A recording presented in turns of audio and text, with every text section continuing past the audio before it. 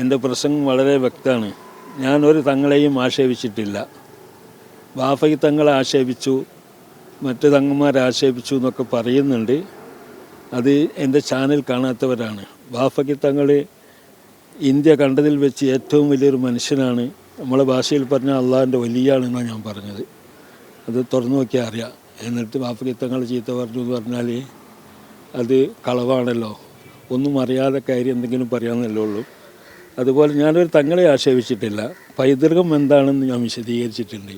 നമ്മളെ മുൻകഴിഞ്ഞ മഹാന്മാർ ബാഫി തങ്ങൾ, മുഹമ്മദ് അലി ശിഹാബ് തങ്ങൾ, ഹൈദർ അലി ശിഹാബ് തങ്ങൾ, അവരൊക്കെ ഇവിടെ നടന്ന നടപടി അത് അനുകരിച്ച് പോകണം എന്നുള്ളത് മാത്രമേ ഞാൻ പറഞ്ഞിട്ടുള്ളൂ.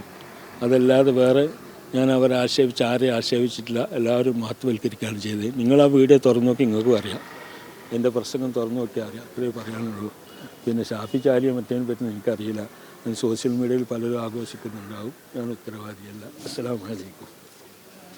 പോയിക്കോട്ടെ. പിന്നെ ഈ ഇപ്പം ഇന്നലെ ഒരു ശാസനയുടെ ഒരു കുറിപ്പിറക്കിയിട്ടുണ്ട്. അത് അവരോട് ചോദിക്കും. ആരാ ശാസന എഴുതി വെച്ചാൽ അവരോട് ചോദിക്കും. എനിക്ക് എന്തെങ്കിലും കത്തോ എന്തെങ്കിലും വിശദീകരണം ചോദിക്കുക അങ്ങനെ എന്തെങ്കിലും ഉണ്ടായിട്ടുണ്ടോ? കത്ത് നൽകിയോ അല്ലെങ്കിൽ എന്തെങ്കിലും വിശദീകരണം? എനിക്ക് കിട്ടിയിട്ടില്ല. പൈതൃകം പറഞ്ഞതിൽ മോശമായി പോയെന്നും അതുകൊണ്ട് അതിലൊരു പൈതൃകം പറഞ്ഞത് മോശമായി എന്ന് ആരും പറയുന്നില്ല. എന്നോട് ആരും പറഞ്ഞിട്ടില്ല. ഈ സോഷ്യൽ മീഡിയ കൊണ്ടന്മാർക്ക് എന്ത് എഴുതുന്നല്ലാതെ പൈതൃകം പറഞ്ഞത് വളരെ നന്നായിട്ടുണ്ട്, ഈ സംശയങ്ങളൊക്കെ തീർന്നിട്ടുണ്ട് എന്ന് പറഞ്ഞാൽ ലീഗുകാർ വരെ എന്നെ വിളിച്ച് പറഞ്ഞു. അതുണ്ടായിട്ടുള്ളത്.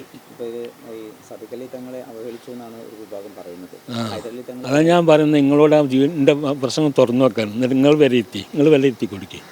പിന്നെ ഓരോ കഷ്ണം അവിടുന്ന് ഇവിടുന്നൊക്കെ ഒന്ന് മുറിച്ചിട്ട് കൊടുത്തിട്ടുണ്ട്.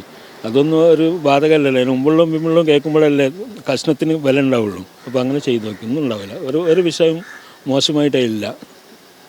അത് നിങ്ങളൊന്ന് വിലയിരുത്തി. നിങ്ങളതൊന്ന് കണ്ടിട്ട് നിങ്ങളതിൻ്റെ കൂടുതലൊന്ന് പറഞ്ഞോളി ഇങ്ങനെയുള്ളതെന്ന്.